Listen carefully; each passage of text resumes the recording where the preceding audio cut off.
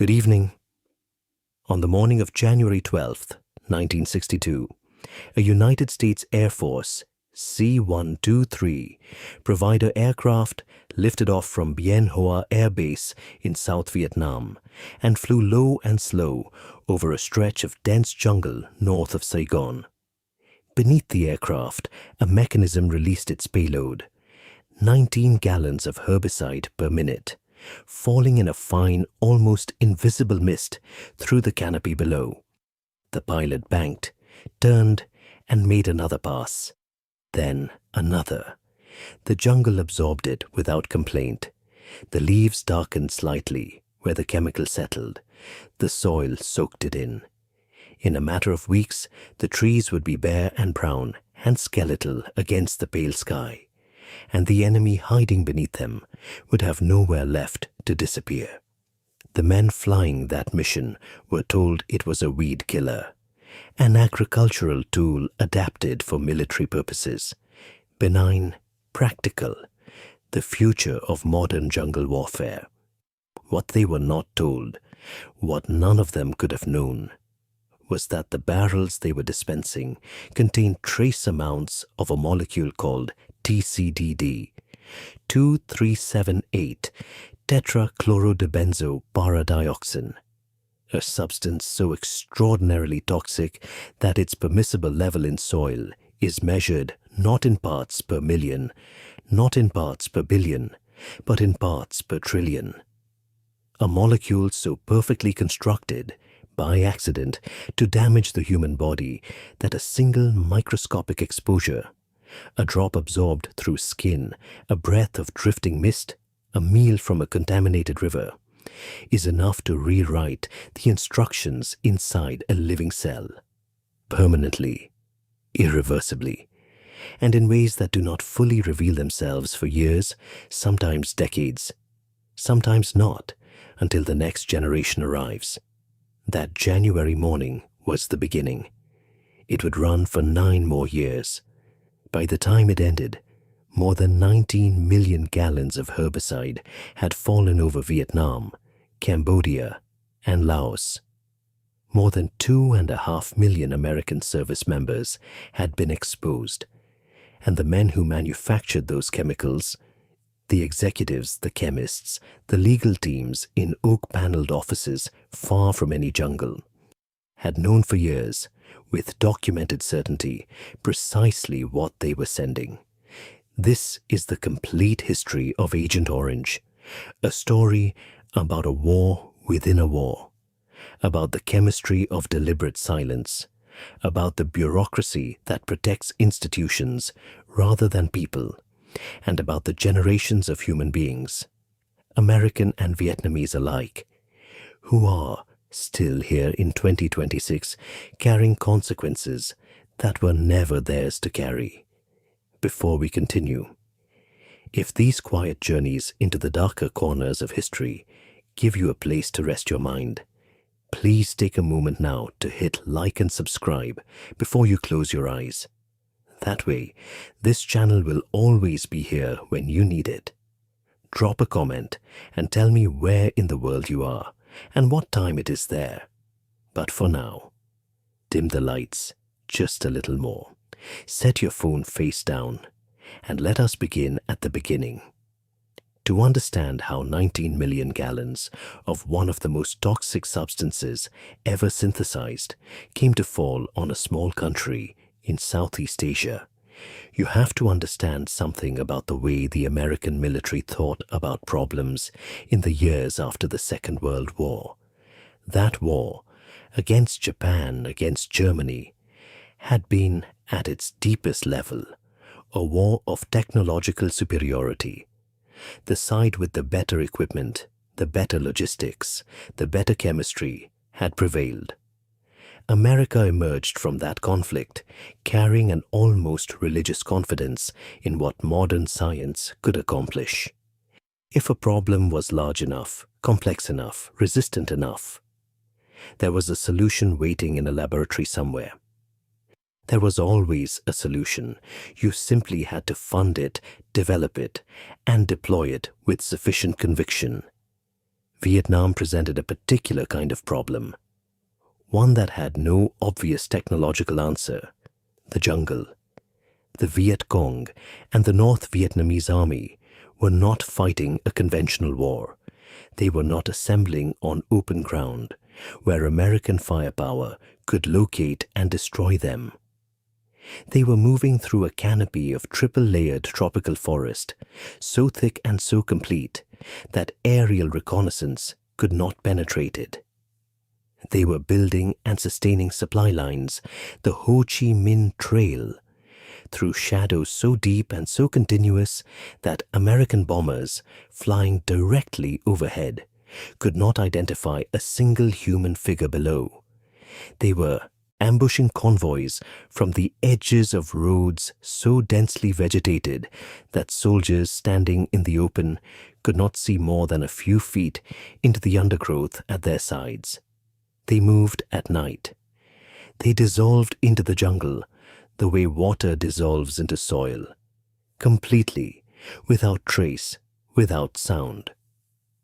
The jungle was not merely their hiding place, it was their greatest weapon, and American military planners, studying maps and aerial photographs in their offices in Washington and Saigon, eventually arrived at a question that seemed, on the surface, entirely logical. What if you simply removed the jungle? The idea of using herbicides as military instruments was not born in Vietnam. During the Second World War, researchers working across several American universities, including at Harvard, under botanist E. J. Krauss, had been developing synthetic plant hormones, chemicals that, when applied to vegetation, would cause it to grow so rapidly and so chaotically that it would effectively destroy itself. One compound, 2,4,5-trichlorophenoxyacetic acid, known simply as 2,4,5-T, had proven highly effective on broadleaf plants. Another, 2,4-dichlorophenoxyacetic acid, or 2,4-D, worked powerfully alongside it. Mixed together in equal parts, they produced a defoliant of remarkable speed. Leaves would curl and die within days of contact. Trees would stand bare within weeks. An entire canopy could be stripped, as if someone had switched off the biological process of growth itself. There was also precedent in living memory. The British had deployed these same compounds during the Malayan emergency throughout the 1950s, spraying them from aircraft over jungle terrain to deny communist insurgents both food supplies and forest cover. The approach had been considered an acceptable tactic of warfare. When Secretary of State Dean Rusk briefed President Kennedy in the final weeks of 1961, he framed the use of defoliants clearly. It did not violate any rule of international law. The British had done it. It was a proven and sanctioned method of modern counterinsurgency. Kennedy authorized the use of herbicides in Vietnam in December of 1961. It was a quiet moment in the administrative record. A memo circulated, a decision logged, a program approved. The kind of bureaucratic action that produces no particular resonance at the time and an almost unbearable weight in retrospect. There had been internal debate, of course. There always is. Somewhere in the machinery of government, a voice that asks a careful question before the larger wheels begin to turn. The State Department had expressed concern that deliberately destroying food crops with aerial chemical spraying might expose the United States to charges of chemical warfare, a diplomatic liability, a propaganda opening for the communist bloc. Kennedy himself had insisted that crop destruction proposals require senior approval in Washington, that defoliation be approved at ambassador level in Saigon, and that political officers participate in selecting targets to assess the risks. These were guardrails, reasonable ones perhaps, for the decisions they were designed to govern, But guardrails on a program's expansion are not the same as guardrails on the program itself. The chemical was authorized, the mechanism was approved, and once a mechanism of that kind is set in motion inside a large bureaucracy prosecuting an increasingly desperate war, the careful conditions attached to its original authorization have a way of quietly falling away as the pressure to produce results intensifies. What began as a limited, carefully monitored program in 1962 would become, by 1967, a campaign of industrial scale that no single diplomat and no single political officer could meaningfully oversee. On January 12, 1962, Operation Ranch Hand flew its first official mission over South Vietnam. The men who flew those sorties were professionals, and many of them were proud of what they were doing. They had a motto, printed on a patch worn on their flight suits, offered with the particular brand of dark humor that military culture has always used to make extraordinary circumstances feel manageable. The motto was, "Only you can prevent a forest," a deliberate twist on the famous Smokey Bear fire prevention campaign from the U.S. Forest Service. A joke that 19 million gallons of chemical dispersal would ultimately make very difficult to find amusing. The herbicide program was organized under the broader designation of Operation Trail Dust. Ranch Hand was its aerial component, the C-123 provider aircraft, modified with large internal tanks and external spray booms, making low, slow passes over the jungle at treetop altitude. The aircraft flew at speeds that made them vulnerable to ground fire, and records show that in some years, nearly 1 in 3 sorties received hits from below. Fighter escorts flew alongside to provide cover. The ranch handers were not naive about the risks they faced. They were military men doing a military mission in a genuinely dangerous environment, and they understood the danger that came from the sky below them, from rifles and anti-aircraft guns.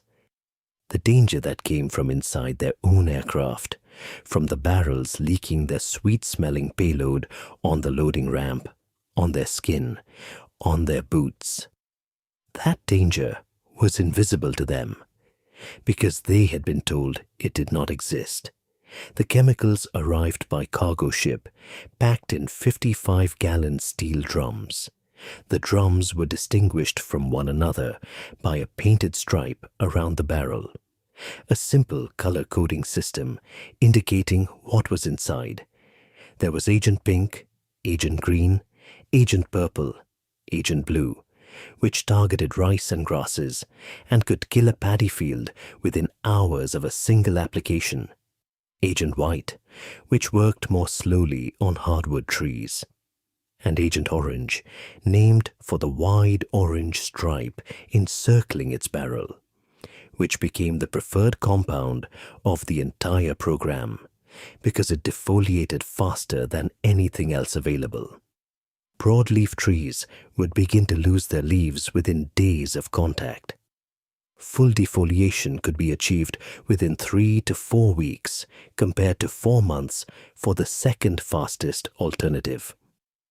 Agent Orange became dominant for a reason that had nothing to do with chemistry and everything to do with operational urgency. Time mattered. Visibility mattered. The faster the jungle could be stripped of its canopy, the faster reconnaissance aircraft could identify what had been concealed beneath it, and the faster American Crown forces could move through territory that had previously been entirely owned by the enemy. By the peak years of the program, 1966 through 1969, 80% of all herbicide sprayed during the entire decade of ranch hand operations was being applied in that single 4-year window. The factories producing Agent Orange were running at their absolute industrial limits. Demand had outstripped the capacity of any one manufacturer, and the government had contracted with multiple chemical companies simultaneously just to keep pace with the military's requirements. The barrels multiplied, the sorties multiplied, the mist that fell over Vietnam thickened season by season.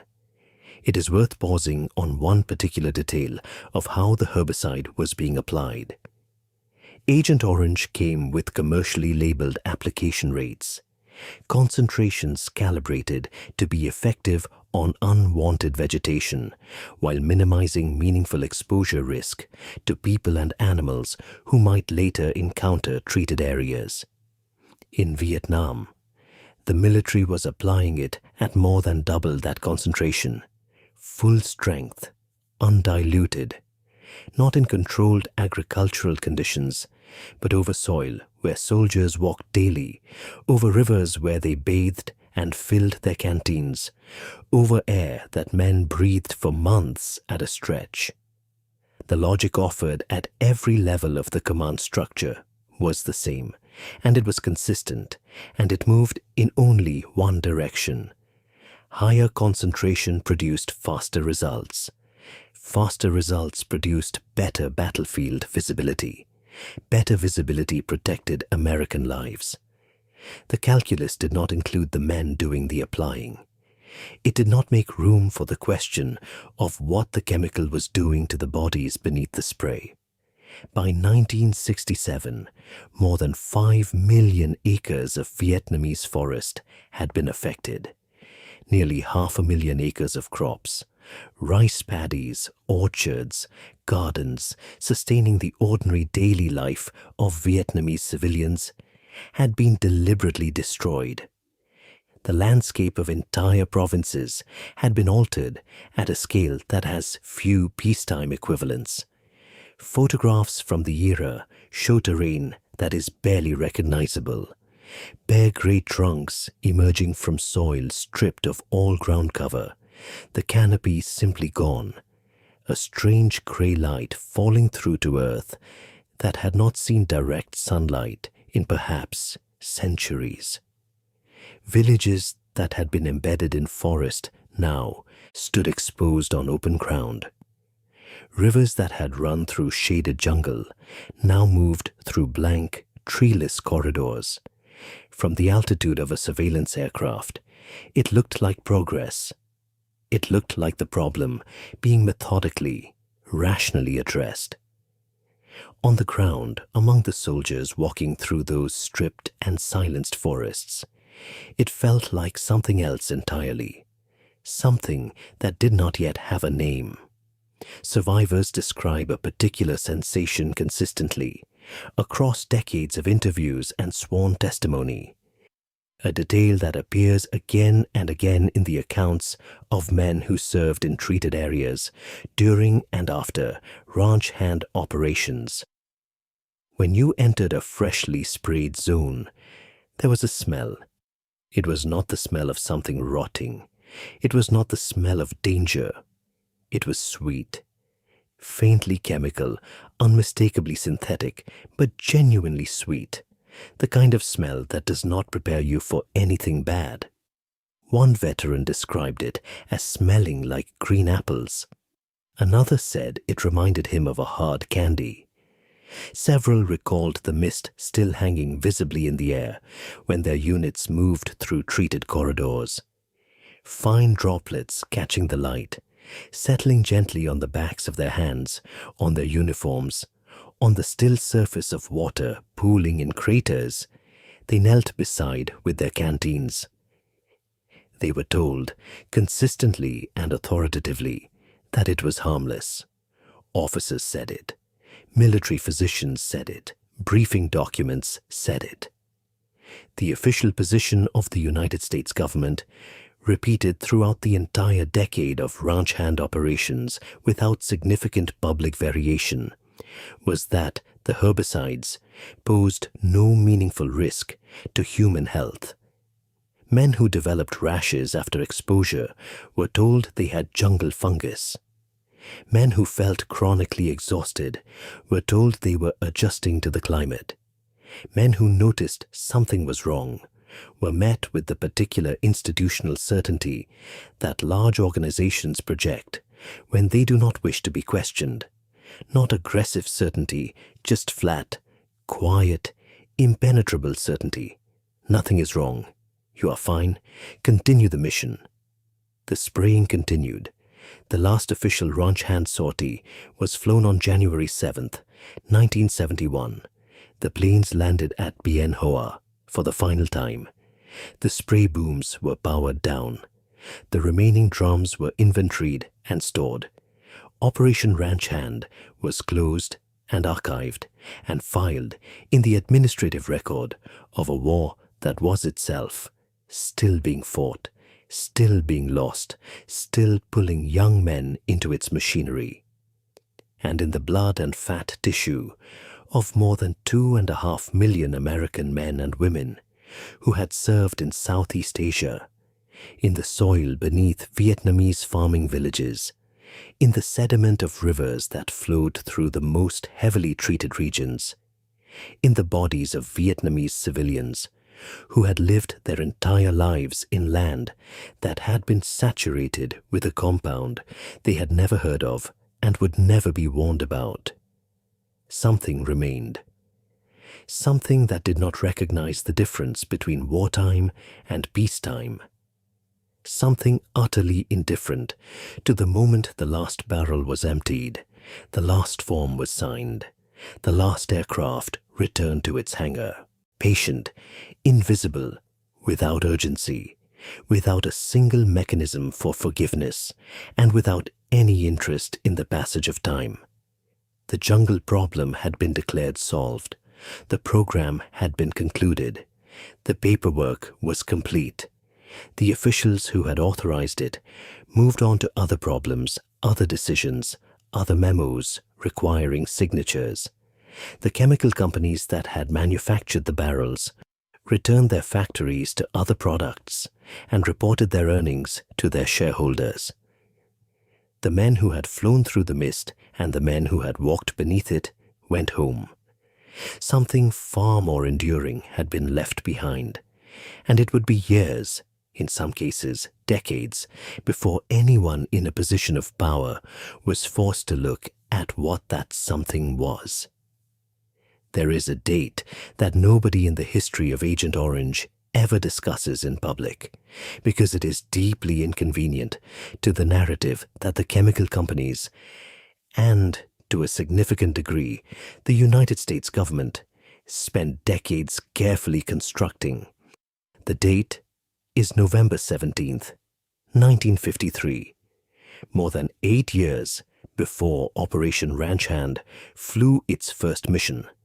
Nearly a decade before the first orange striped barrel was loaded onto a C-123 at Bien Hoa.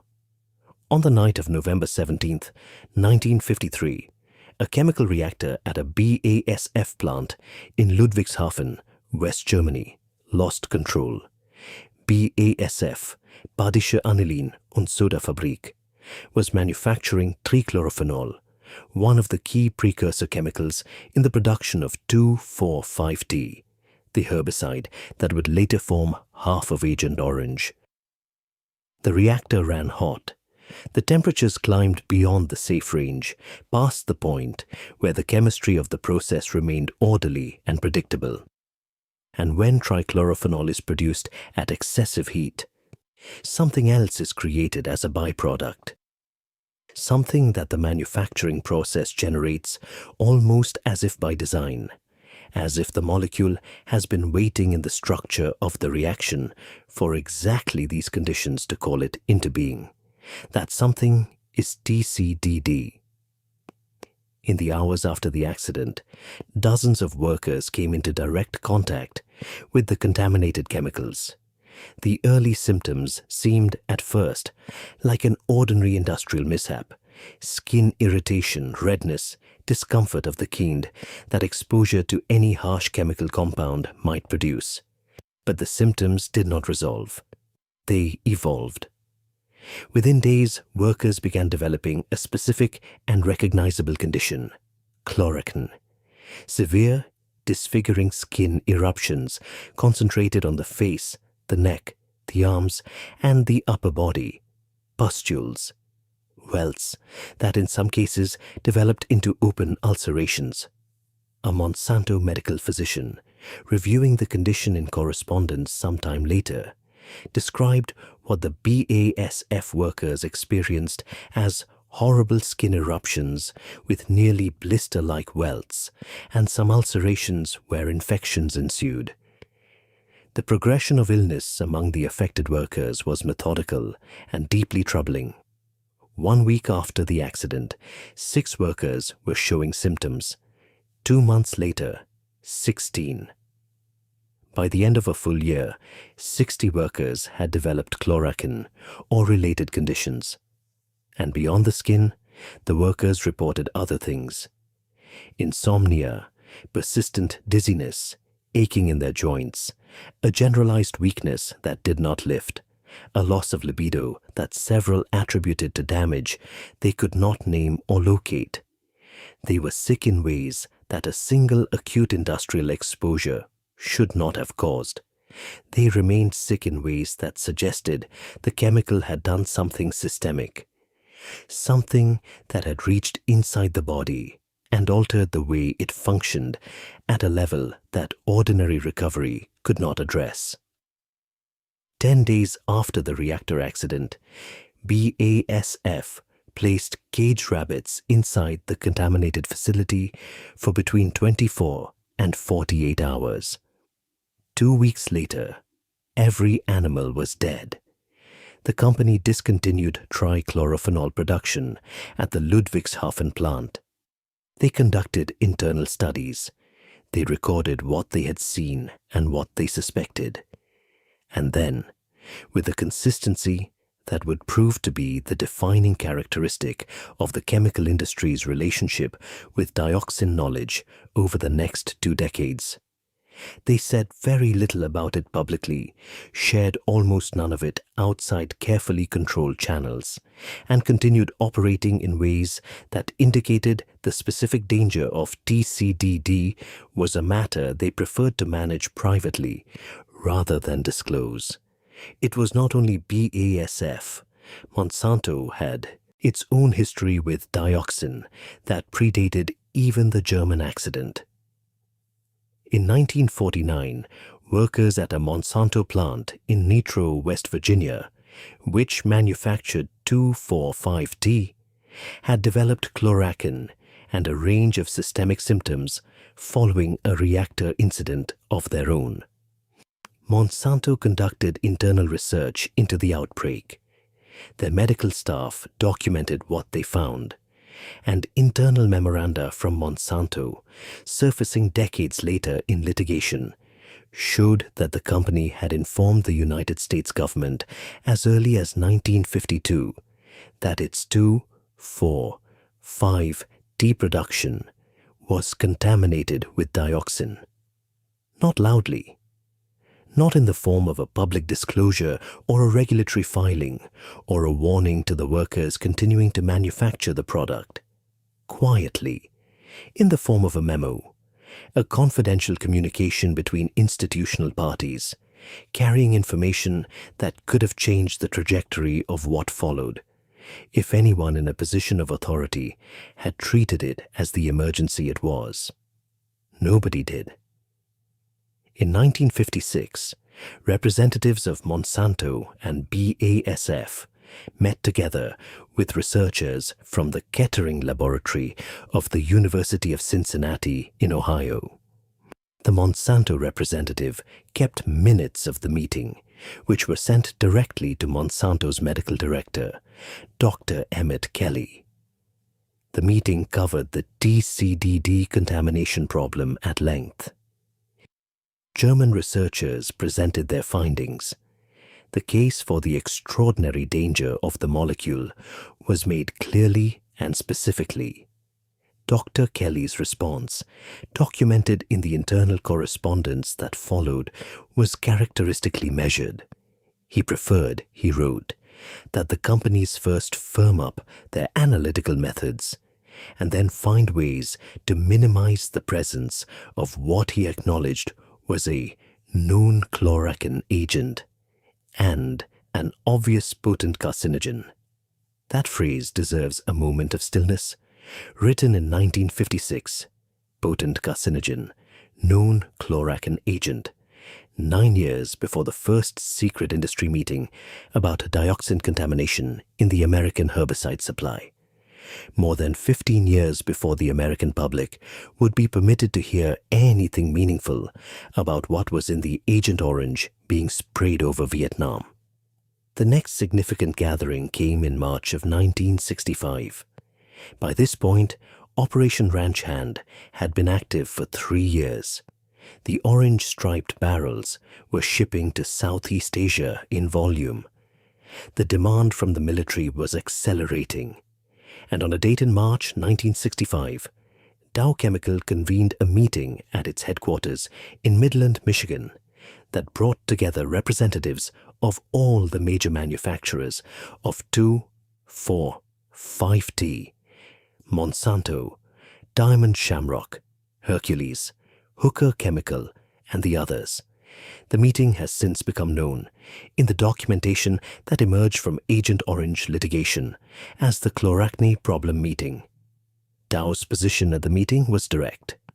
Its scientists complained that some of the other producers were manufacturing very dirty 2,4,5-T, product containing as much as 50 parts per million of TCDD dioxin. They called TCDD the most toxic compound they had ever studied. They warned that if other manufacturers did not clean up their product, if the contamination problem became publicly visible, it could bring the entire herbicide program, and by extension, their government contracts, their revenues, the entire profitable enterprise, down around all of them. The concern was not primarily about the workers being exposed. It was not primarily about the soldiers in Vietnam. It was about the program surviving. The minutes of that meeting were kept. The correspondence that followed was preserved. And when those documents surfaced in court proceedings years later, they revealed something that those who had been sick and those who had watched people they loved become sick had suspected for a long time but had been unable to prove. The companies knew, not vaguely, not speculatively. They knew with precision and with documentation and with the full weight of industrial science behind them. They knew that TCDD was carcinogenic. They knew that it caused systemic damage, extending far beyond the skin eruptions that were its most visible calling card. They knew that it could be reduced substantially through manufacturing process changes that were entirely within their technical capacity. Lower the temperature in the autoclave, extend the reaction time. The process would take longer. It would cost more per unit. It would reduce the speed at which they could fill government orders. Dow had been told directly about the lower temperature process by the German manufacturer Boehringer Ingelheim, which had developed it specifically to reduce dioxin formation. Most of the American manufacturers did not implement it. They kept the temperatures high. They ran the process fast. The 55-gallon drums continued to fill, continued to be stacked, continued to be loaded onto cargo ships, and transported to the port at Da Nang and the airfield at Bien Hoa, where men in flight suits loaded them onto spray booms and flew them over a jungle 11,000 kilometers away, breathing the mist that drifted back through the aircraft's slipstream. The Monsanto-produced Agent Orange that reached Vietnam contained TCDD at concentrations of up to 50 parts per million, the domestic standard. The concentration considered acceptable for agricultural use inside the United States, where American citizens might encounter the treated areas, was approximately 0.05 parts per million. The chemical shipped to Vietnam, manufactured by the same company operating under the same industrial conditions, carried dioxin contamination at roughly 1,000 times the domestic level. This was known. It was documented. It was, in the most precise technical sense of the word, deliberate. Not in the sense that anyone intended to poison American soldiers, but in the sense that the decision to maintain high-temperature manufacturing, despite full knowledge of what that temperature produced, was a conscious choice made for reasons that had nothing to do with the safety of the men who would come into contact with the result. There is one more document that belongs in this account, a letter. Written in 1988, long after the war, long after the last ranch hand sortie had landed, long after thousands of veterans had already died of cancers that would never be formally connected to their service. The letter was written by Dr. James Clary, a scientist who had worked with the United States Air Force on Operation Ranch Hand itself. He wrote it to Senator Tom Daschle, who was at that time pressing for a proper investigation into the health effects of Agent Orange exposure. Clary's letter was remarkable for what he'd admitted openly and without evasion. He wrote that when the herbicide program was initiated in the 1960s, those involved were aware of the potential for damage due to the dioxin contamination in the herbicide. He wrote that, because the material was to be used on the enemy, none of them were overly concerned. He wrote that they had never considered a scenario in which their own personnel would become contaminated. This, in the end, is the architecture of what happened. Not a conspiracy in the dramatic sense. No single meeting where a decision was made to poison soldiers, but something that in its accumulated shape is perhaps more troubling than dramatic conspiracy. A chain of institutional choices, each made with knowledge, each documented, each prioritizing something other than the safety of the human beings who would be exposed. Prioritizing profit, prioritizing government contracts, prioritizing the continuation of a military program, prioritizing, in Clary's own words, the comfort of not concerning themselves overly with a substance destined for the enemy. The men walking through the mist were not the enemy, but nobody at the relevant meetings had spent much time considering that. The story of how TCDD acts inside the human body is, in its own way, as dark as the story of how it came to be in the jungles of Vietnam. Understanding the mechanism helps explain why the damage it causes is so persistent, so generational, so resistant to the passage of time. TCDD belongs to a class of compounds called dioxins, molecules built around a particular chlorinated ring structure that makes them extraordinarily stable. They do not break down easily. They do not dissolve in water. What they do dissolve in is fat. The lipid tissues that surround organs, that make up cell membranes, that accumulate in the bodies of every living thing in a contaminated food chain. Once TCDD enters the body, it seeks fat tissue with a precision that seems almost intentional. It settles there. It waits. And from that position in the fat cells, it exerts influence over a specific protein inside every cell in the body. A protein called the aryl hydrocarbon receptor, or AHR. Under normal conditions, the AHR receptor performs a protective function.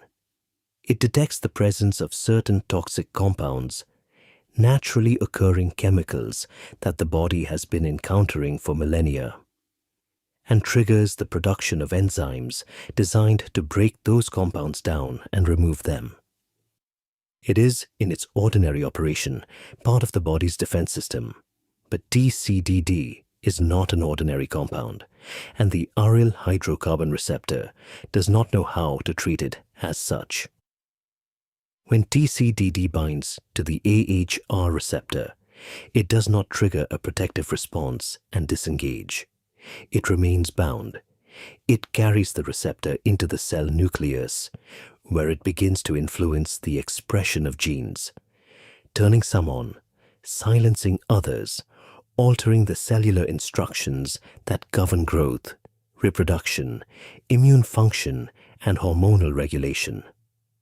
At low doses so small they can barely be measured, this disruption is subtle but cumulative. At the doses absorbed by soldiers who lived and worked in heavily treated areas of Vietnam, washed in contaminated rivers, ate food grown in contaminated soil, and breathed mist containing a compound at 1,000 times its safe concentration, the disruption is systemic. The body loses its ability to regulate the very processes that distinguish healthy tissue from cancerous tissue. The immune system is compromised. The endocrine system, which governs hormone production, is disrupted in ways that affect metabolism, mood, neurological function, and reproductive health. And because TCDD is fat-soluble, and because fat cells are shared metabolically between a mother and a developing child, the molecule has a pathway into the next generation, carried in the lipid tissue of a pregnant woman, crossing into the developing fetus during the critical windows when that fetus is assembling its own biological architecture, its own cellular instructions for what it will become.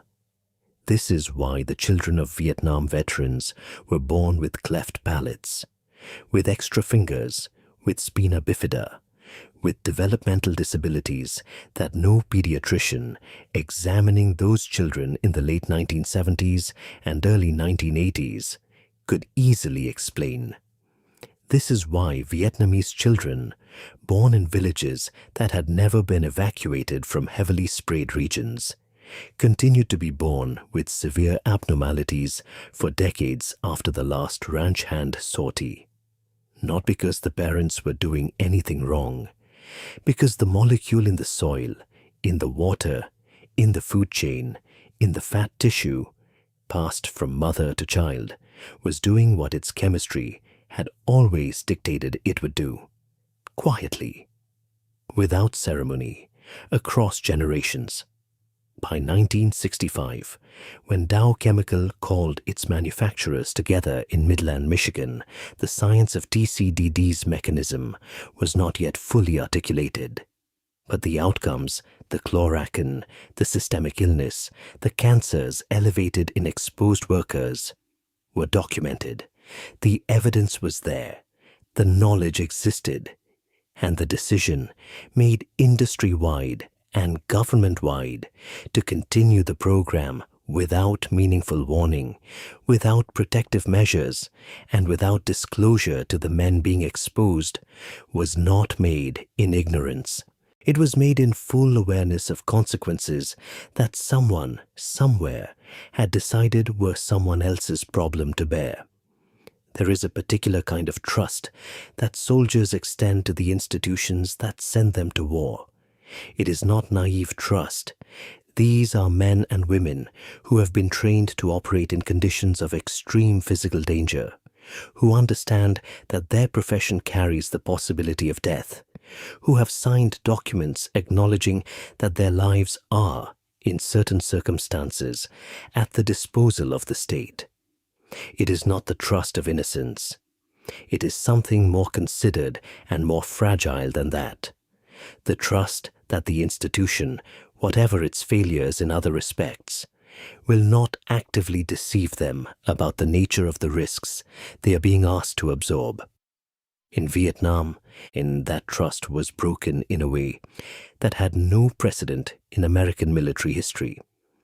Not broken by enemy action, not broken by the chaos of an unpopular and poorly managed war, broken deliberately, quietly, and over an extended period of time by the people and institutions whose explicit function was to protect the men serving under them.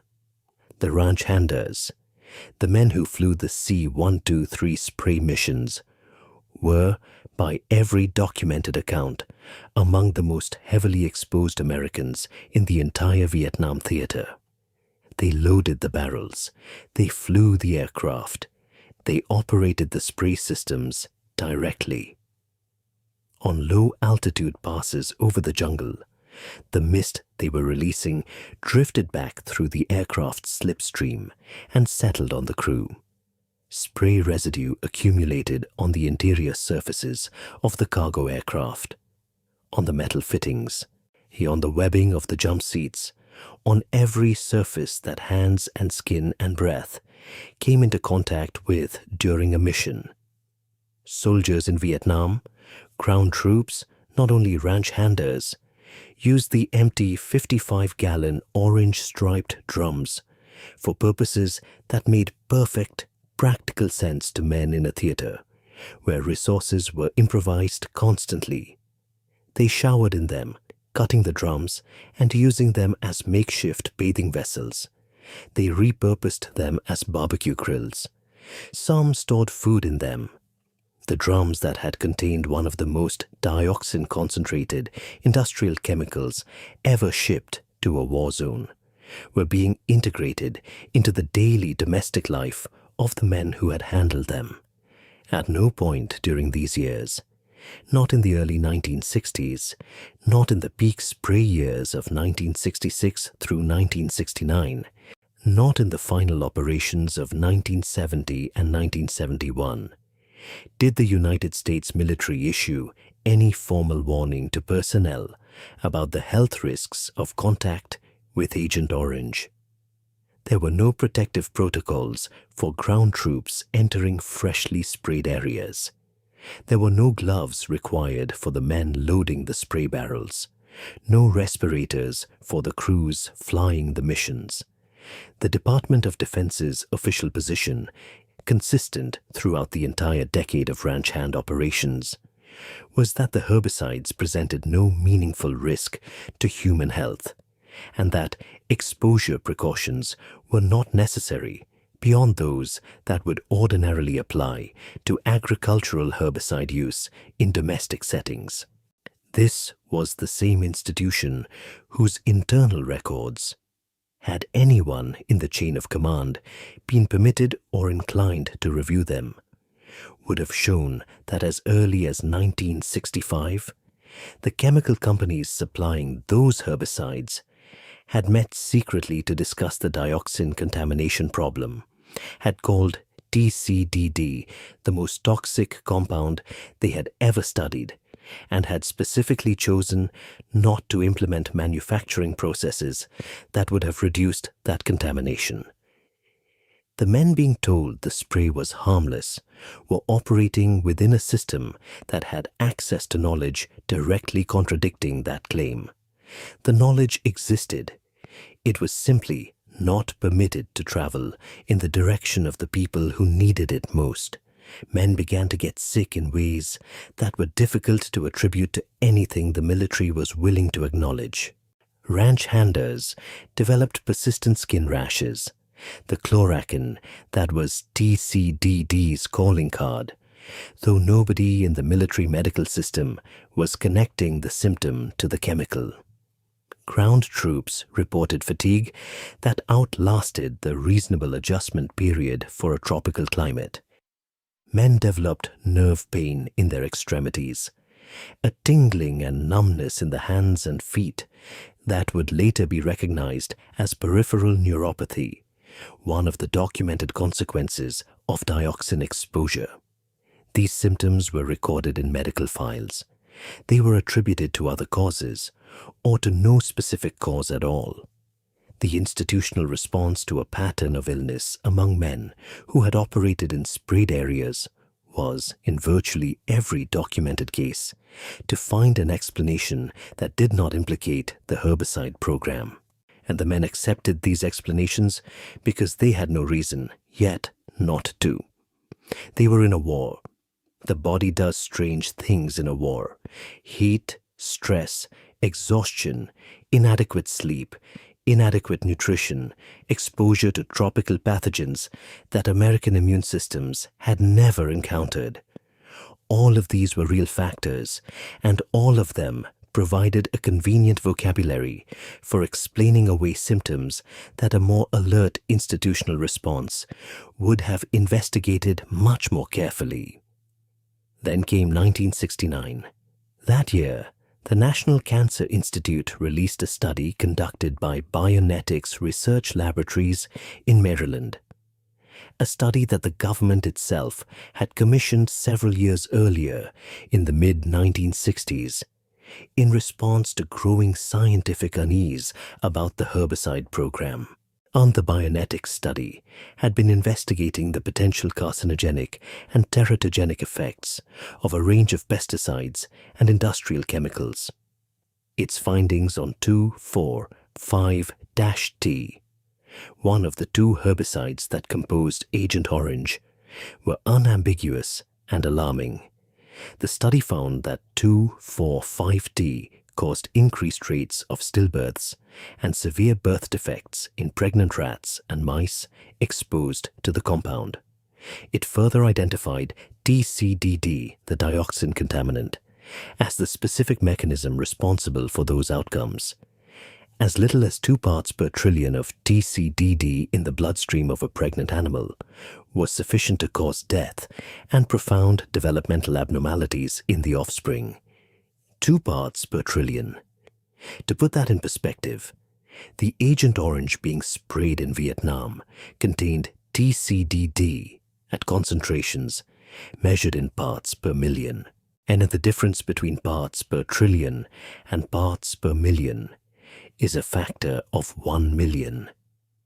The chemical landing on soldiers' skin, soaking into soil where villages grew their food, dissolving into rivers where men filled their canteens, was present at concentrations millions of times greater than the threshold at which laboratory animals showed catastrophic reproductive harm. When the Food and Drug Administration released the Bionetics report in October 1969, the White House ordered a partial curtailment of Agent Orange use in Vietnam. In November of that year, a message went out from the Joint Chiefs of Staff directing modifications to the spray program. In April 1970, the United States government suspended domestic agricultural use of 2,4,5-T. The final ranch hand sortie was flown on January 7, 1971. None of this information reached the soldiers who had already been exposed. No notification was sent. No medical follow-up was organized. No screening program was established for the men who had lived and worked in sprayed areas for years. The Bionetics findings were acted upon administratively.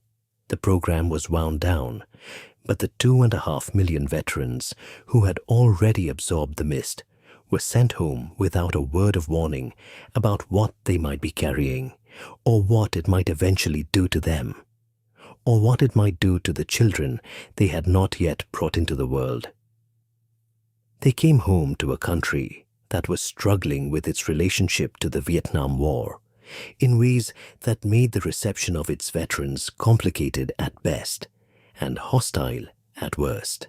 And the war had fractured American society along lines that would take decades to heal.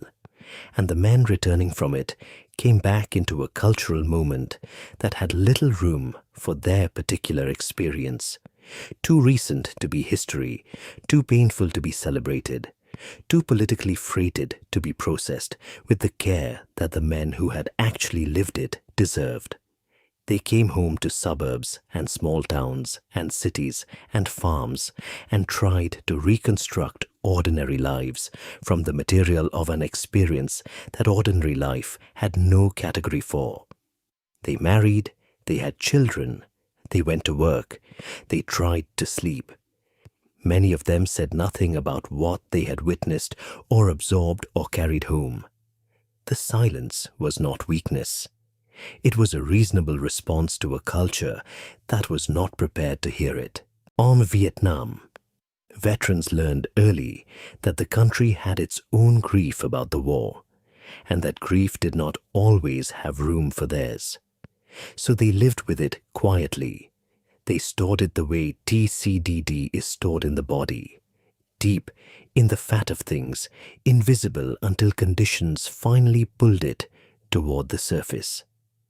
And gradually, in the years that followed, the conditions arrived, and gradually, in the years that followed, in the mid-1970s, and then with accelerating frequency through the late 1970s and into the 1980s, something began to make itself visible. Men who had been healthy when they left Vietnam were developing cancers at ages that made no statistical sense. Non-Hodgkin's lymphoma, prostate cancer, soft tissue sarcomas, Hodgkin's disease, leukemia. Men in their 30s and 40s with diseases that the actuarial tables assigned to men decades older. Men who had never smoked, who had no family history, who had no obvious explanation for what was happening in their bodies except the years they had spent in a country whose soil and water and air had been saturated with a molecule that their doctors, who had no framework for it either, could not account for. And the children.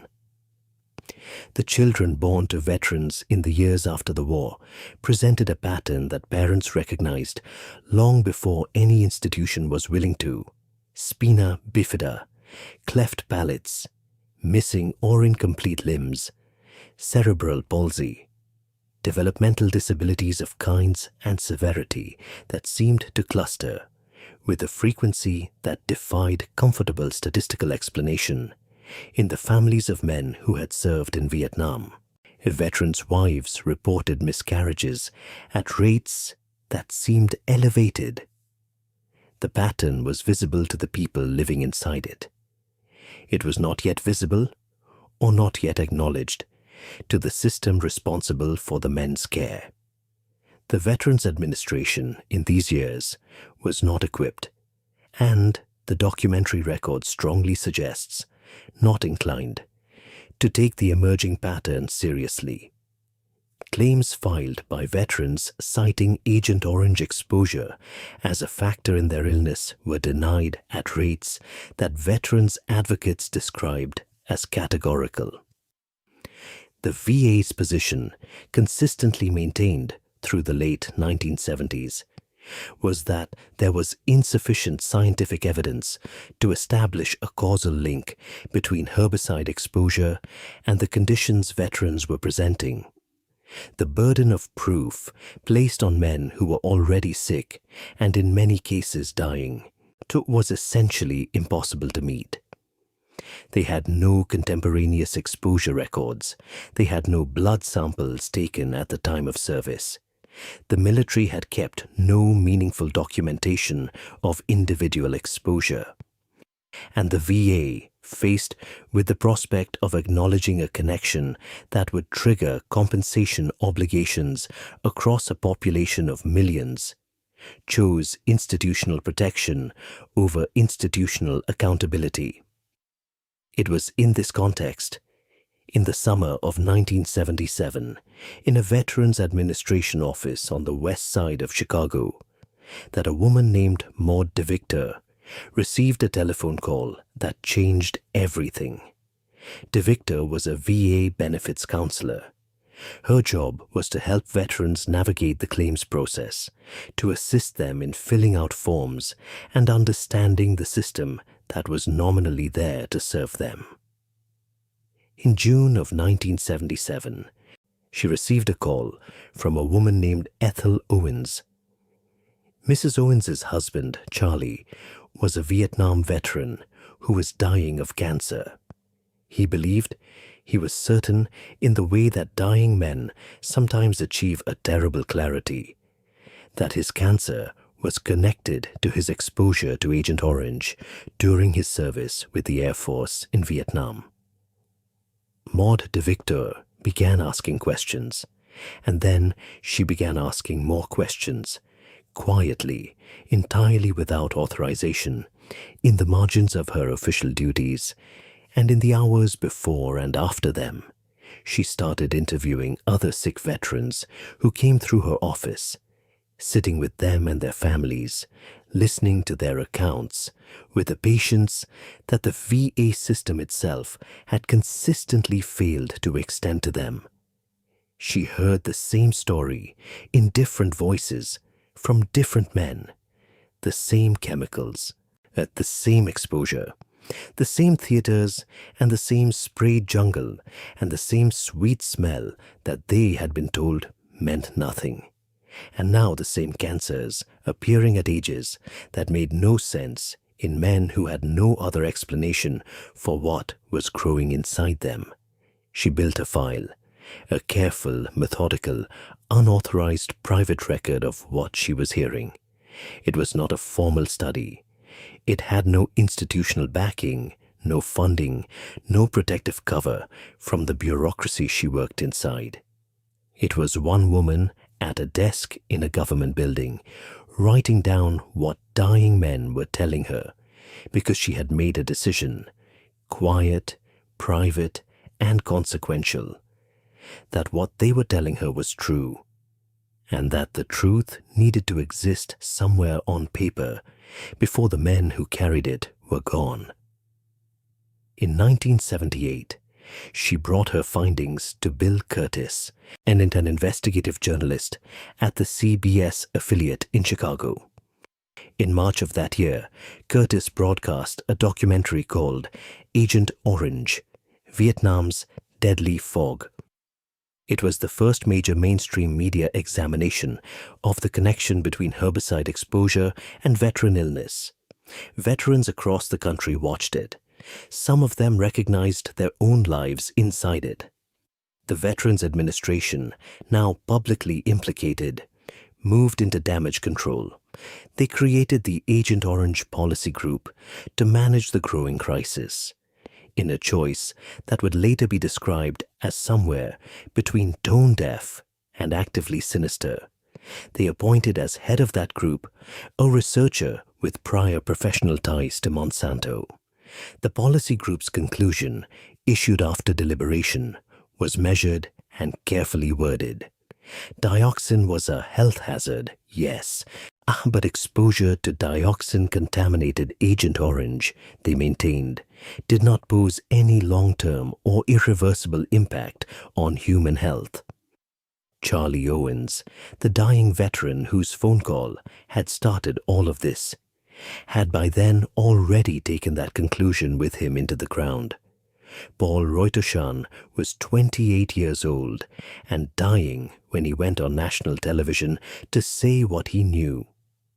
It was the spring of 1978. He appeared on the Today Show, an ordinary morning program, the kind of television that runs in kitchens across America while people drink their coffee and prepare their children for school. He was not yet visibly ill in the way that terminal illness eventually makes itself undeniable. He was young, and he spoke clearly, and what he said into the camera was something that had not been said publicly before. Not in those terms, not with that directness. He said, "I died in Vietnam, but I didn't even know it." As a helicopter crew chief during the war, Reutershan had flown almost daily through clouds of herbicide released by ranch hand C-123 aircraft operating in the same airspace. He had watched the dark swaths cut through the jungle canopy below him. He had watched mangrove forests that had stood for centuries turn brown and then gray and then skeletal. He had not worried about it at the time because the army had told him, had told everyone, that Agent Orange was relatively non-toxic to humans and animals. He was a self-described health nut, someone who had paid particular attention to his body and what he put into it. Cancer at 28 was not a scenario he had prepared for. After the war, after the diagnosis, he looked at what had been done to him and he made a decision. He was not going to die quietly. He was not going to absorb what had happened to him as a private misfortune, a piece of bad luck in a life that had also contained bad luck in the form of being sent to a war in which the institution sending him had knowingly concealed a danger that was poisoning him from the inside. He was going to say it out loud, on national television, with whatever time and strength remained to him. He founded an organization called Agent Orange Victims International. He spoke publicly about his illness and its cause, with a composure that struck those who heard him as something beyond ordinary courage. The composure of a man who had arrived at his conclusions through reasoning rather than emotion, and who was therefore not going to be moved from them by the machinery of institutional denial that was already beginning to organize itself in response. He hired an attorney in Long Island named Edward Gorman. On July 20th, 1978, Gorman filed a personal injury lawsuit against 3 of the primary manufacturers of Agent Orange, Dow Chemical, Monsanto, and Diamond Shamrock. The initial claim was for $10 million, a number that, measured against the assets of the defendant companies, was essentially symbolic. But it was a beginning, and beginnings, in matters of this kind, have a weight entirely disproportionate to their initial size. A lawsuit filed by one dying man in the summer of 1978 would become, within months of his death, one of the largest and most consequential mass tort actions in American legal history. Paul Reutershan died of abdominal cancer in December of 1978. He was 28 years old. Before he died in the hospital in Norwalk, Connecticut, he said something to his mother that she would repeat for the rest of her life, and that veterans advocates would carry into every courtroom and congressional hearing that followed. He told her, "I got killed in Vietnam and didn't know it. The sentence has the quality of a verdict. Not a complaint. Something more formal than that. An accounting." An attempt to place what had happened to him in the category where it actually belonged before the category was sealed shut by his death and the institutional machinery that would spend the next decade trying to ensure that no legal process validated what he had already understood to be true. He died before he could see the lawsuit become something larger than itself. In January of 1979, a Vietnam veteran named Frank McCarthy, who had been working with Reutershan's organization, approached Victor J. Iannacone, a Long Island attorney with a background in workmen's compensation and toxic substance litigation. Iannacone had a reputation for cases nobody else wanted to take on. He agreed to file the suit as a class action. On February 19th, 1979, a 162-page complaint was filed in the Southern District of New York on behalf of named and unnamed Vietnam veterans and members of their families who claimed to have been injured by exposure to herbicides, including Agent Orange.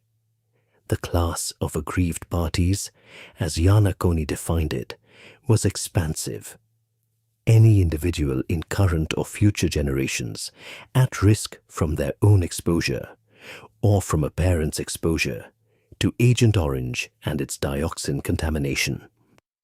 It was, in its ambition, a lawsuit that understood something about dioxin that the VA and the chemical companies had been working for years to keep officially unacknowledged, that the damage did not stop with the man who had been sprayed, that it moved through generations, through the biology of reproduction, through the fat cells and the aryl hydrocarbon receptors of children who had never set foot in Vietnam. The case grew. Lawyers across the country began adding clients. Veterans organizations publicized the litigation.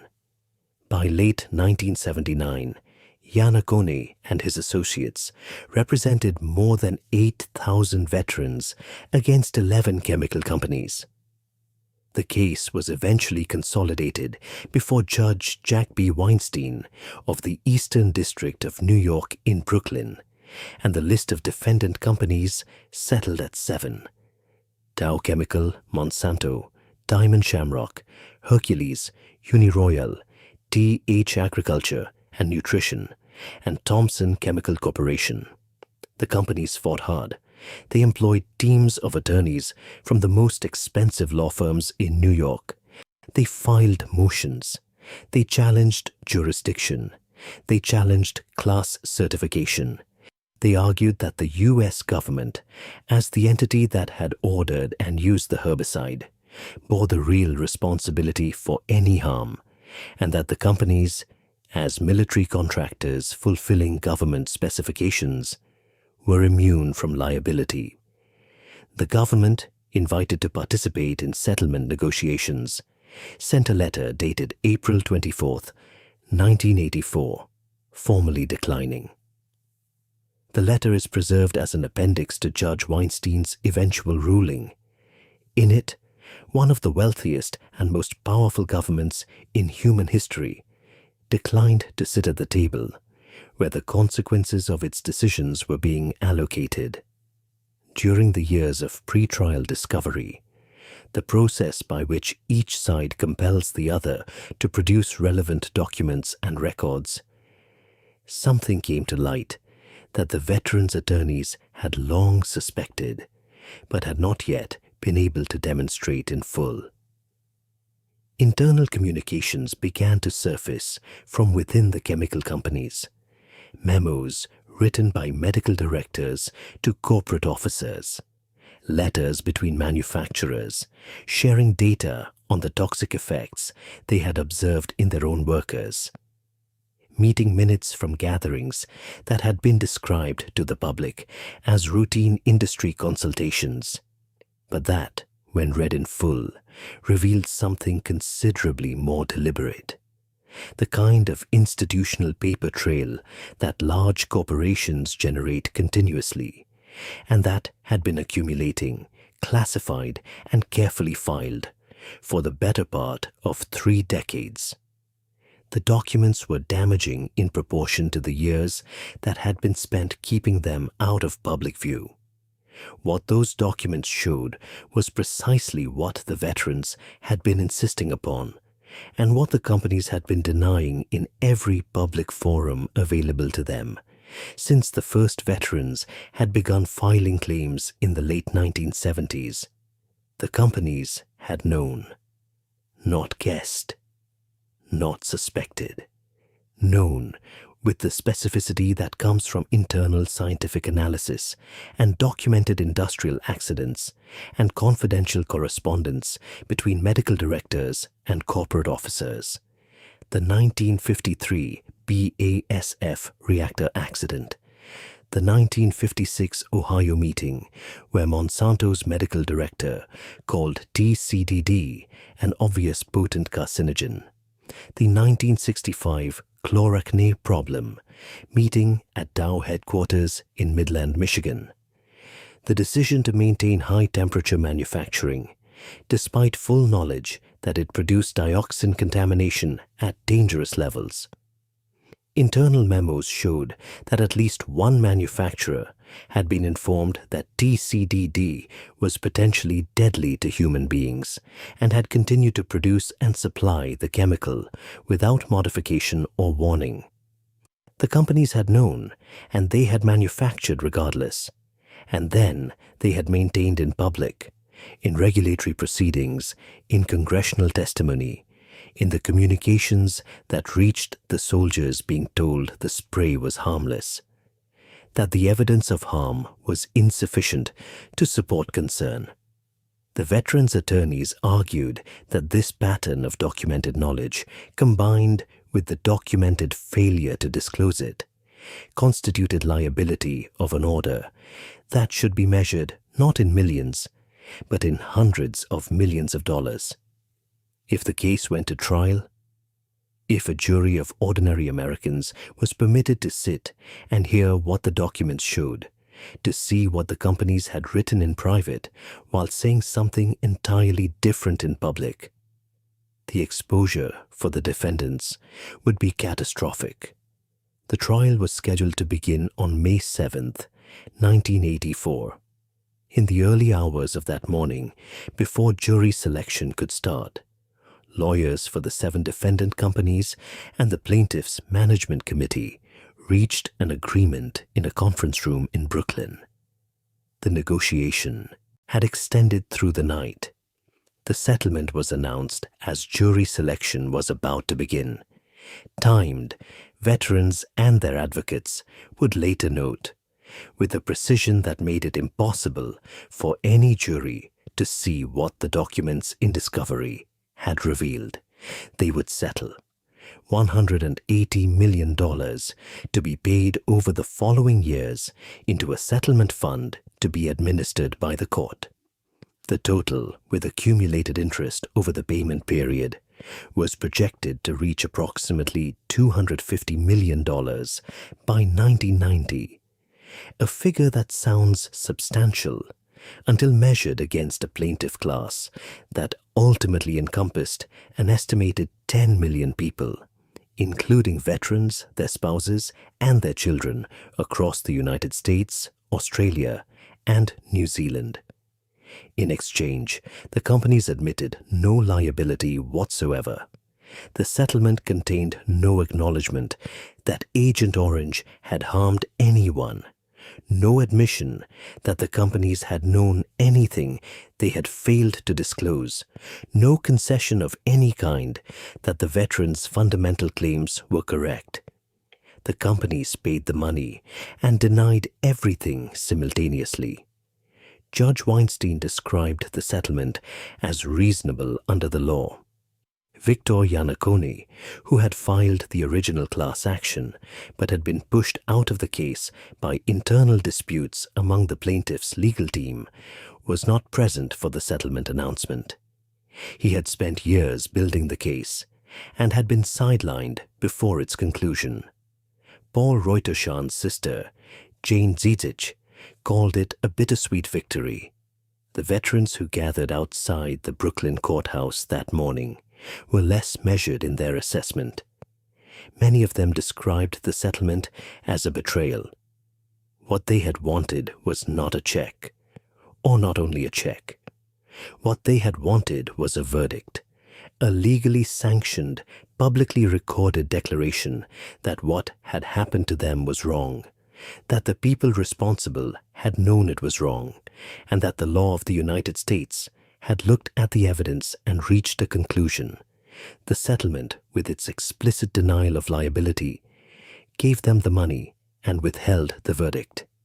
It was compensation without accountability, payment without admission. The distribution of the settlement fund, once the court finalized its plan, confirmed the veterans' sense of what the process had actually valued. The fund totaled $180 million across an estimated 52,000 claimants who eventually received payments. The average disbursement, spread across the spectrum from mild illness to decades of severe disability to death, was approximately $3,800 per person. Those who had already died of conditions the veterans believed were attributable to their exposure. Their families received approximately $3,400 in a one-time payment. Men who had been judged unequivocally disabled by Agent Orange-related illness received up to $12,800, paid out across 10 years, $1,280 per year. Monsanto alone was ordered to contribute slightly more than 45% of the total settlement, roughly $81 million. reflecting the court's assessment of its relative share of responsibility in the manufacture and supply of the contaminated herbicide. The company that had produced Agent Orange with TCDD levels 1,000 times higher than domestic agricultural standards, that had employed a researcher to assess the dioxin problem and then kept his findings proprietary, that had submitted fraudulent data to the EPA and lied about the existence of contamination, paid $81 million, admitted nothing, and continued operating. The fund was distributed between 1988 and 1994 and then closed. Veterans who had not yet been diagnosed with Agent Orange-related conditions by 1994, because the cancers TCDD produces take 20 or 30 years to mature, found that the settlement, which had purported to represent them, had spent all of its money before their illnesses arrived. They were bound by the legal terms of a settlement they had never known existed for conditions they had not yet developed in exchange for a payment they had never received. The Supreme Court would eventually address this injustice in 2003, ruling in the case of Dow Chemical versus Stevenson, that veterans whose illnesses emerged after the fund was exhausted could not be constitutionally barred from seeking relief, simply because a settlement had been reached before their bodies showed the damage that was being slowly done to sue them all along.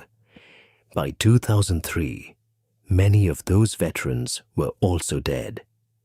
Somewhere in the legal archives of the Eastern District of New York, in the preserved records of the Agent Orange product liability litigation, there is a letter from the United States government dated April 24th, 1984.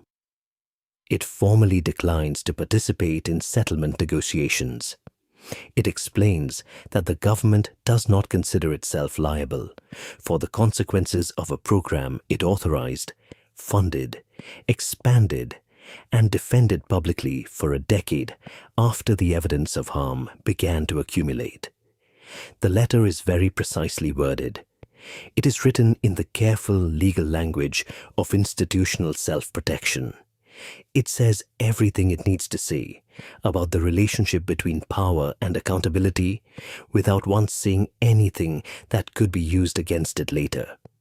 Paul Reutershan had said it more clearly, in fewer words, on a Tuesday morning in the spring of 1978, to a television camera in a New York studio, with the certainty of a man who knew exactly how much time he had left to say it. The settlement that was announced on the morning of May 7th, 1984, in a conference room in Brooklyn, was described in the press as the largest product liability settlement in American legal history, $180 million. A number large enough to generate headlines, large enough to sound like accountability, large enough to suggest that something of proportionate weight had finally been placed on the other side of the scale. The veterans who gathered outside the courthouse that morning did not feel that way. Many of them had not been consulted about the settlement terms. Most of them had not been informed it was coming. They had wanted a trial. They had wanted a jury. Ordinary American citizens, people who had never heard of the 1965 chloracne problem meeting, or the internal Dow memo calling TCDD the most toxic compound they had ever studied, to sit in a courtroom and see what the discovery documents contained. They had wanted the companies to be held accountable in the specific and irreversible way that only a civil verdict can accomplish. The settlement, reached in the early hours of the morning before that jury could be seated, gave them money and withheld everything else. The arithmetic of the fund was, in the years that followed, its own kind of verdict on what the system had decided a Vietnam veteran's suffering was worth. The total settlement, $180 million, was distributed across approximately 52,000 claimants between 1988 and 1994. The average payment across the full distribution was approximately $3,800 per person. For veterans who had already died of conditions their families believed were Agent Orange related, their surviving relatives received a one-time payment of approximately $3,400. For veterans rated as unequivocally disabled by exposure, men who had lost years of their working lives, who required ongoing medical care, whose bodies had been fundamentally altered by what they had absorbed in a jungle on the other side of the world, the maximum payment was $12,800, paid out over 10 years, $1,280 per year, for a disability acquired in the service of the United States government. Monsanto, which had produced Agent Orange with TCDD concentrations 1,000 times higher than domestic agricultural standards and whose internal documents had been among the most damaging evidence in discovery, was ordered to contribute slightly more than 45% of the total fund, $81 million, paid without admission, without acknowledgement, without any legal finding that their product had harmed anyone. The corporation had been manufacturing industrial chemicals since 1901 and would continue to do so for decades after the settlement, eventually becoming one of the largest agricultural biotechnology companies in the world. The Agent Orange settlement was a line item. It was paid and filed, and the company moved on. The fund closed in September of 1994 on schedule. Veterans who had not yet received a cancer diagnosis by that date, men whose tumors were still forming in silence, whose dioxin-altered cells were still multiplying toward the threshold at which a disease becomes clinically detectable, found that the settlement, which had purported to represent all 2.4 million veterans who served in Vietnam, had been fully distributed before their illnesses arrived. The money was gone. The legal claim, as the chemical companies would argue in subsequent litigation, had been settled on their behalf and could not be relitigated. The Veterans Administration, operating separately from the civil lawsuit, continued throughout this period to deny the large majority of disability claims filed by veterans citing Agent Orange exposure. The burden of proof placed on individual veterans, prove that this specific exposure caused this specific disease in your specific body, was a standard that the science of the era couldn't reliably meet, and that the VA showed no particular urgency in helping veterans meet. Men who had developed the precise cancers that internal corporate documents had identified as consequences of dioxin exposure were told, in official correspondence from the institution responsible for their care, that the evidence was insufficient to establish a service connection. The Agent Orange Act of 1991 was the first meaningful legislative acknowledgement that the pattern of illness among veterans was real and required a systematic response. President George H.W. Bush signed it into law on February 6, 1991, nearly 30 years after the first ranch hand sortie, and more than 20 years after the men who flew those sorties had begun returning home to bodies that were quietly being unmade. The Act gave the Department of Veterans Affairs authority to declare specific conditions presumptively connected to Agent Orange exposure, meaning that a veteran with one of those conditions who had served in Vietnam did not need to prove individual causation. The presumption of connection was established by law, removing the impossible burden that had broken tens of thousands of legitimate claims in the previous 2 decades. It was a landmark change. It was also 20 years late for the men who had been dying of those conditions since the late 1970s. And it came with a list of recognized diseases that veterans advocates consistently argued was too narrow, too slowly expanded, and too reluctant to acknowledge the full scope of what dioxin does to a human body over the course of a lifetime. Each addition to the list required fresh scientific review, fresh congressional attention, fresh advocacy from men who were simultaneously managing the diseases they were trying to get recognized. The system placed the burden of accumulating evidence on the people being harmed by the lack of it.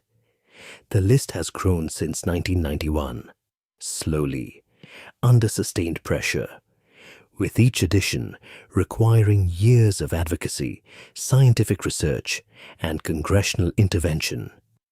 In 2022, the PACT Act, formerly the Sergeant First Class Heath Robinson, honoring our promise to address Comprehensive Toxics Act, expanded the presumptive conditions list again, added new qualifying locations, and streamlined the process by which veterans could establish eligibility. By 2024, more than 84,000 new Vietnam-era veterans had been granted compensation under the PACT Act, many of them for conditions related to Agent Orange exposure. The Act added hypertension, high blood pressure, a condition affecting an estimated 60% of aging Vietnam veterans, to the presumptive list. A single legislative addition that meant for tens of thousands of men who had been paying out of pocket for blood pressure medication for decades, a monthly tax-free payment that acknowledged at last what their service had cost them. All of this is progress. It is also, in every meaningful sense, a description of decades of institutional delay applied to men who did not have decades to wait. But the damage that Agent Orange did not stop with the men who served. It was always going to travel further than that, and the evidence has been accumulating for long enough that the question of whether it did so is no longer seriously contested by anyone examining the data honestly. The children came first. In the years after the war, veterans began reporting a pattern that pediatricians and family physicians were observing without yet having a framework to explain. Children born to Vietnam veterans at rates that statistical analysis consistently found elevated above the general population were presenting with conditions that parents recognized as unusual long before any institution was prepared to say so officially. Spina bifida, cleft palates, missing or malformed limbs, congenital heart defects, developmental disabilities that no specialist could trace to any obvious cause, except for the cause that the veterans themselves kept naming, the cause that the VA kept categorizing as unestablished. Children born with bodies that had been altered during the critical developmental windows of pregnancy by a molecule that had crossed from a father's fat cells into the biology of reproduction, and from there into the developing architecture of a child who had never been anywhere near Vietnam. TCDD accumulates in lipid tissue. It persists there for years, sometimes decades. When a man who has absorbed it fathers a child, the dioxin in his body does not remain neatly contained in him. It participates in the biology of that child's formation in ways that are still being studied, still being traced, still revealing mechanisms that the science of the 1970s and 1980s did not have the tools to document, but that parents living inside the consequences could see with their own eyes. One former Green Beret, speaking to researchers in the 1980s, Put it this way: we are not the veterans. Our kids are the veterans. He meant it as a statement of fact, not a metaphor. He meant that the war had found a way to continue its work in his children's bodies, through him, through the invisible chemistry he had carried home from a jungle where he had been told, with full institutional authority, that nothing he was absorbing would follow him.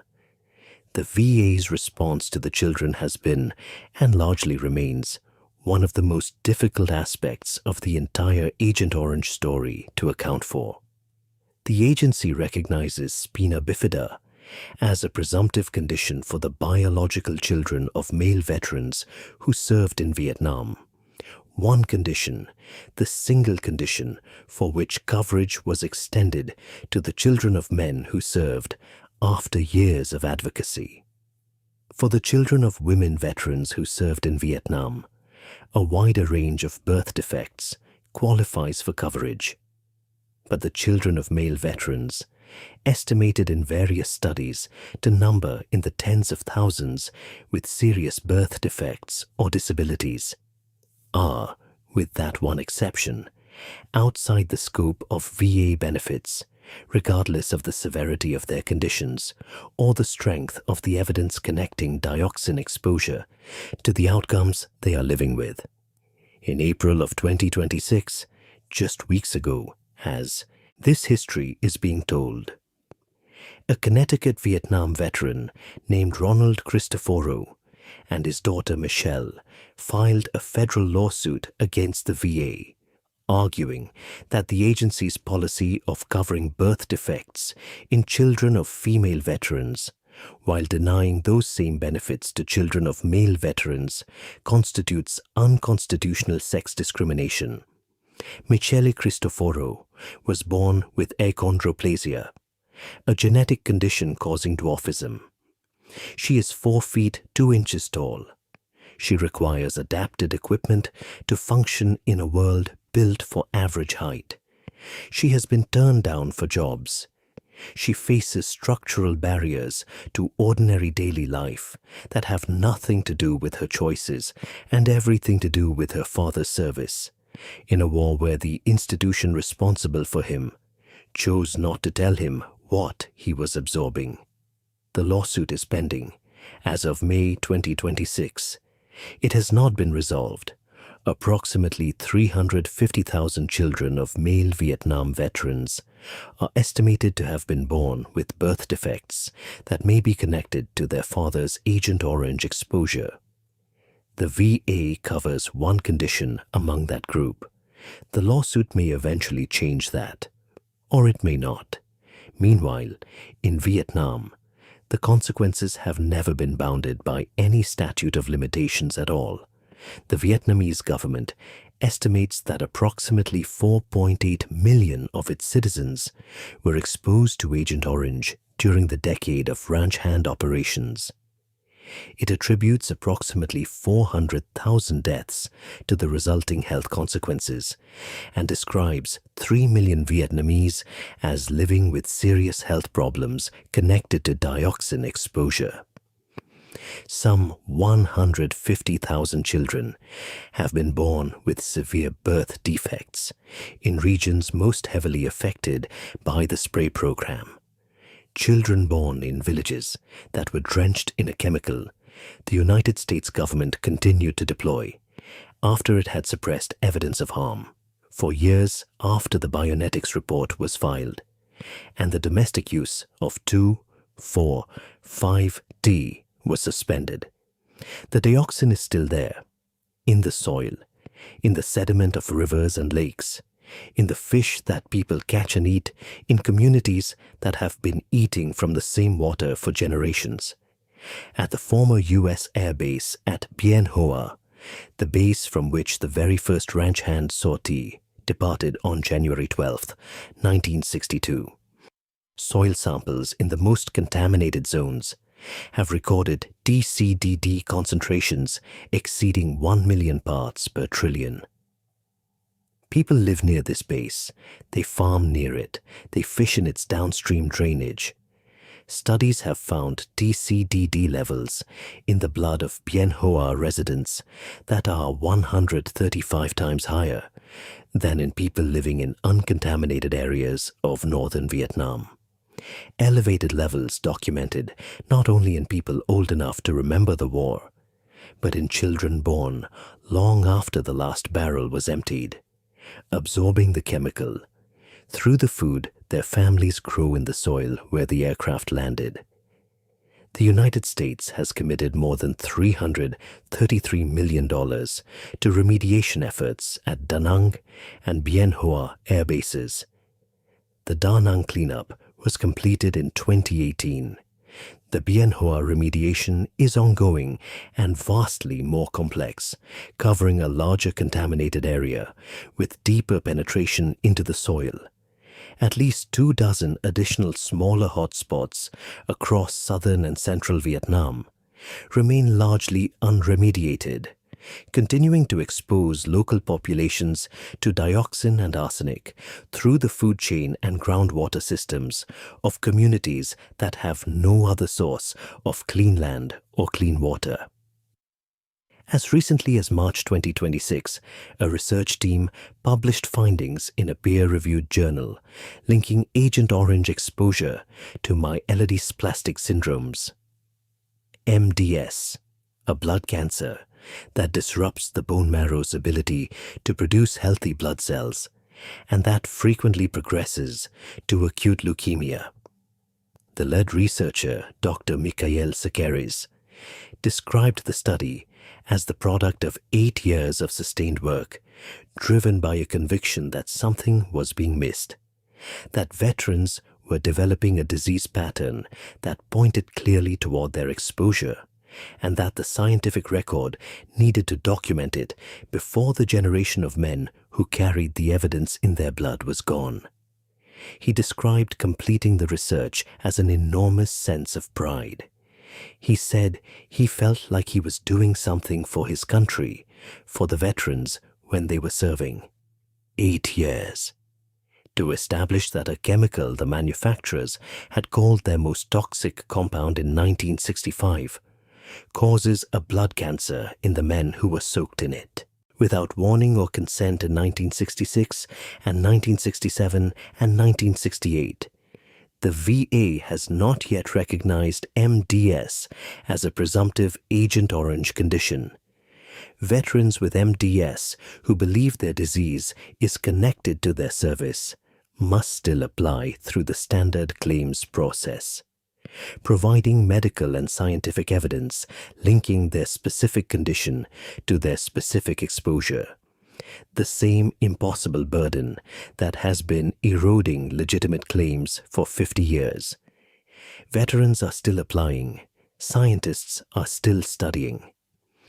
And somewhere in the sediment of Bien Hung Lake, adjacent to the former Bien Hoa Air Base, in the water that drains into the food supply of a city of nearly 1 million people, the molecule that was manufactured in haste, shipped in orange-striped barrels, and dispersed over a jungle the size of a country is still doing, with complete indifference to the passage of time, what its chemistry has always dictated it will do.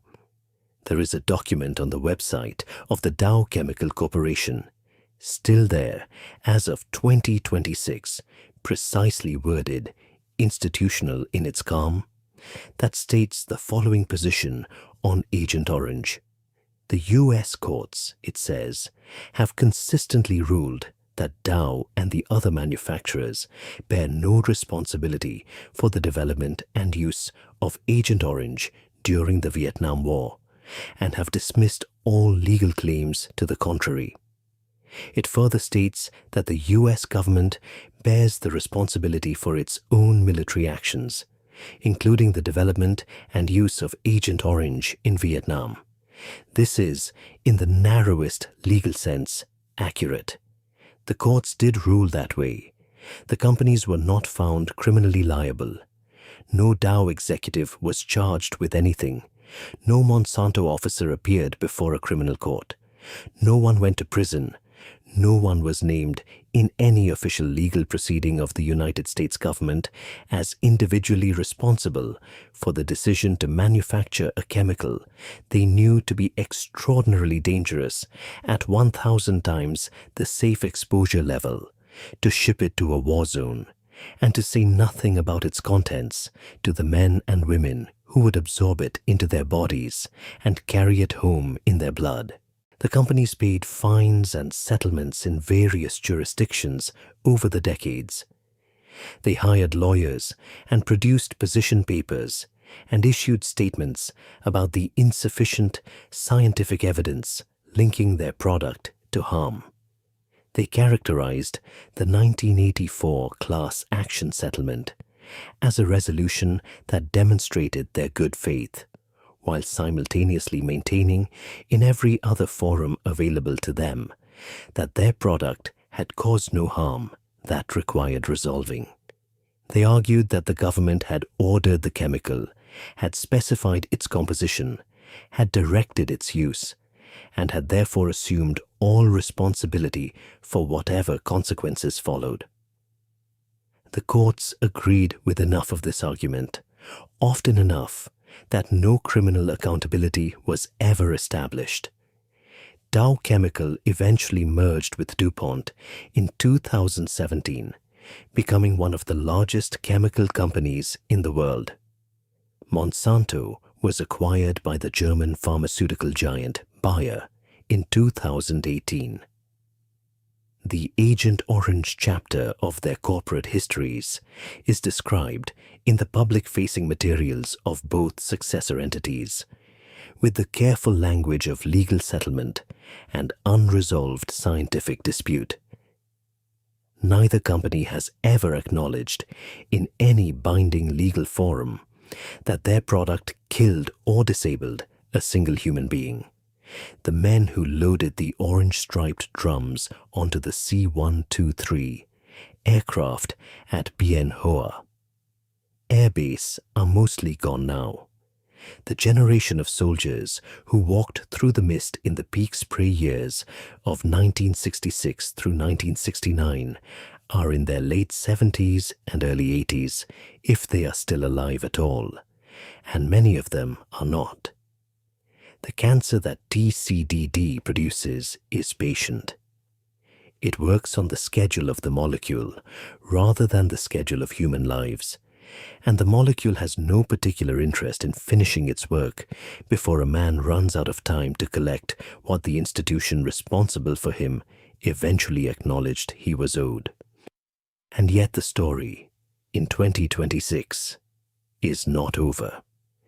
The Victims of Agent Orange Act, introduced in the United States House of Representatives in April 2025 by Congresswoman Rashida Tlaib, is still pending.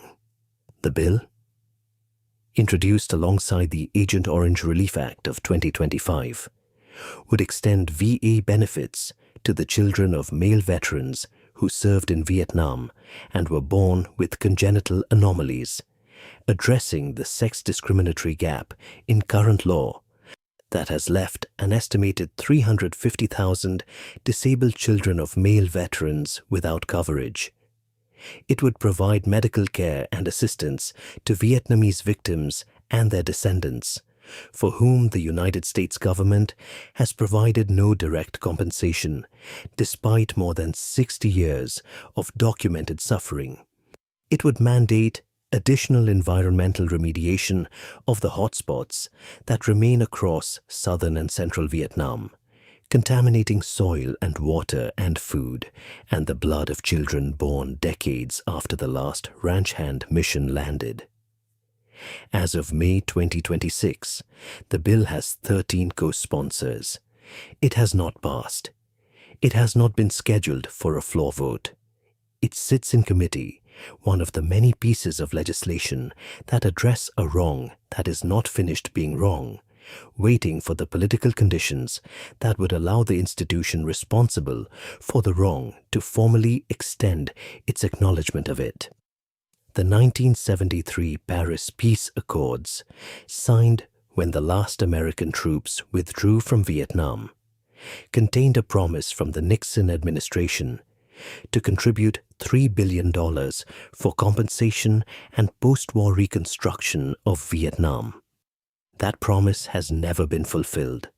In its place, the United States has provided more than $333 million for environmental cleanup at Da Nang and Bien Hoa air bases, a significant sum, freely acknowledged as inadequate to the scope of the contamination and providing nothing directly to the human beings, Vietnamese, Lao, Cambodian, whose bodies absorbed the chemical that the cleanup is intended to address. The Vietnamese Association for Victims of Agent Orange, which brought a class action lawsuit against Dow and Monsanto in U.S. federal court in 2004 on behalf of Vietnamese victims, had that lawsuit dismissed in 2005 and its appeals rejected in 2008. The U.S. Justice Department had lobbied the presiding court to rule against the plaintiffs, concerned, as internal communications later indicated, about the legal precedent a successful claim would set for other countries affected by American military intervention. There are at least 24 contamination hotspots scattered across southern and central Vietnam, beyond Da Nang and Bien Hoa, smaller former bases and storage sites, less publicized, receiving no remediation funding, continuing to leach dioxin into the soil and groundwater and food systems of communities that have lived on that land for generations.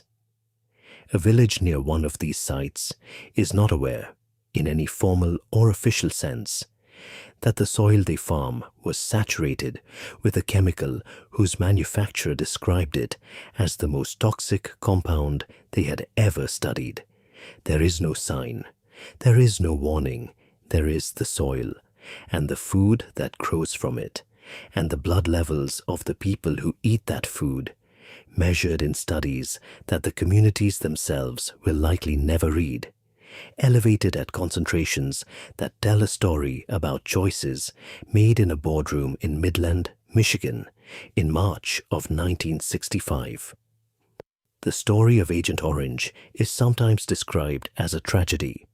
That word, used without precision, can imply the quality of something inevitable, an outcome that the nature of the situation made unavoidable, a disaster that arose from forces too large and too complex to have been prevented by any specific human decision. Tragedy, in this sense, diffuses accountability. It distributes responsibility so broadly across the machinery of war and bureaucracy and institutional momentum that no single point of human choice remains visible as the place where something different was possible. This is not a tragedy in that sense. It is something more specific and more disturbing than tragedy, because the record shows, with considerable clarity, where the decisions were made and who made them. It shows the 1953 reactor accident and the workers who developed chloracin, and the internal memoranda that called TCDD an obvious potent carcinogen. It shows the 1965 meeting in Midland, Michigan, where representatives of every major manufacturer sat together and discussed the contamination problem and chose, for reasons of speed and profit, not to implement the manufacturing changes that would have reduced it. It shows the 1956 Ohio meeting, where Monsanto's own medical director wrote privately about a substance he called an obvious potent carcinogen, and then returned to his office and said nothing publicly that would interfere with the production contracts. It shows the government scientist who wrote in 1988 that because the material was to be used on the enemy, none of us were overly concerned. It shows the VA caseworker in Chicago who built a file of dying veterans in the margins of her authorized duties, not because anyone asked her to, but because she had decided that the truth needed to exist somewhere on paper before the men who carried it were gone. It shows the 28-year-old man who flew through clouds of herbicide and came home to a diagnosis that killed him, who went on national television to say what he knew before he no longer could. These are not abstract, institutional failures. They are the accumulated choices of individuals who had information, who had authority, and who made decisions. In conference rooms and on memo paper, and in testimony before regulatory bodies, human beings with names and job titles decided consistently, across 2 decades, to prioritize the continuation of a profitable program over the safety of the people it was poisoning. That is not tragedy. That is accountability that was never imposed, which is a different thing and a harder thing to sit with, and the thing that this story most needs to be called by its right name. What remains in the most literal sense is the chemistry. TCDD has a half-life in human fat tissue of approximately 7 to 11 years. In soil, its persistence is even more extended. Decades in many conditions, particularly in the layered sediment of riverbeds and lake bottoms where light does not reach and the degrading influence of ultraviolet radiation does not penetrate. The molecule was built by accident to last. It is extraordinarily stable. It does not break down easily in the presence of water. It does not dissolve.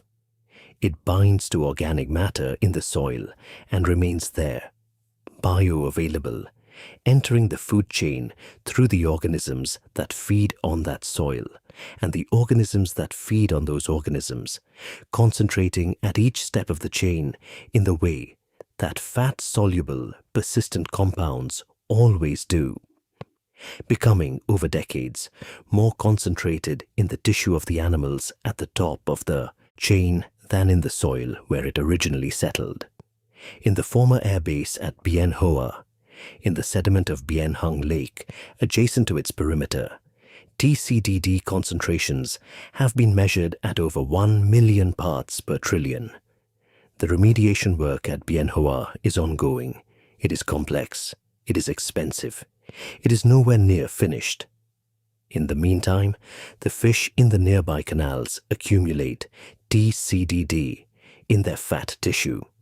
The people who catch those fish and eat them, because this is where they live, because this is what they can afford, because they have no other river, carry those concentrations forward into their own bodies, and through the mechanism of fat-soluble accumulation that we have now traced through 3 generations, potentially forward into their children as well. The science of epigenetics, the study of how environmental exposures alter the way genes express themselves without changing the genetic code itself, and how those alterations can be transmitted to subsequent generations, is still developing. The Institute of Medicine has noted in recent years that it is considerably more plausible than previously believed that exposure to the herbicides sprayed in Vietnam caused paternally mediated transgenerational effects. The Victims of Agent Orange Act of 2025 cites this emerging science explicitly as justification for extending benefits beyond the first generation of veterans' children to the grandchildren and descendants of exposed individuals. Second generation, third generation, the molecule moving through time in the bodies of people who were not born when the last ranch hand sortie landed, who have no memory of the war, who know Agent Orange only as the name of something that happened to their grandparents in a country that may be the country of their ancestry, or may not, who are nonetheless carrying, in the altered expression of genes that should express differently, the consequence of a decision made in a chemical plant in the 1960s to keep the autoclave temperature high because it was faster and cheaper that way. And so we come back to where we began, January 12th, 1962. Before dawn, somewhere at Bien Hoa Air Base, the crew of a C-123 provider is preparing for the first official ranch hand sortie. The aircraft is loaded. The spray booms are fitted and primed. The barrels are secured in the cargo bay, their orange stripes barely visible in the half-dark of a tropical morning that has not yet fully committed itself to daylight. There is a loadmaster on this aircraft. He is 23 years old, or thereabouts, the age that war assigns to the people it sends to do its groundwork. He has been told what the mission is: a defoliant run, a weed killer essentially, agricultural technology adapted for military use, harmless to people, effective against plants, a clean solution to the jungle problem. He watches through the cargo door as the aircraft climbs, and the jungle below becomes a pattern of shadow and dark green. He watches the spray begin, the fine oily mist releasing from the booms, drifting in the slipstream, catching the early light in a way that makes it briefly visible before it settles into the canopy below. He does not worry about it. Why would he? He has been told. He knows what it is. He will go home when his tour ends. He will marry. He will have children.